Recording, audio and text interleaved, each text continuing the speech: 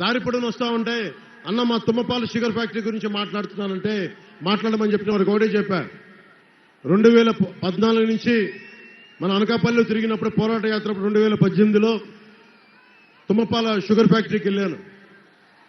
అక్కడికి నష్టాల కారణంగా మూసేస్తే, సమర్థవంతంగా నడపలేకపోతే మూసేస్తే కార్మికులకు ఆ రోజున ఒకటే హామీ ఇచ్చాం, నేను నిలబడతానని.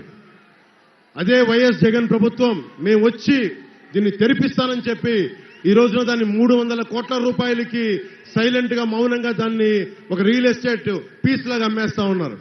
అనకాపల్లి ఈ సభ సాక్షిగా చెప్తున్నాం, మేము వస్తే ఇక్కడ చక్కెర కర్మాగారాలు బాగుండాలి, కోఆపరేటివ్ షుగర్ ఫ్యాక్టరీస్ బాగుండాలి, ఉపాధి అవకాశాలు రావాలి.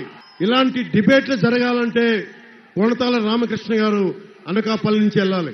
సుజలా స్రవంతి పథకం, ఉత్తరాంధ్ర సుజలా స్రవంతి పథకం రావడానికి కొణతాల రామకృష్ణ గారే కారకులు.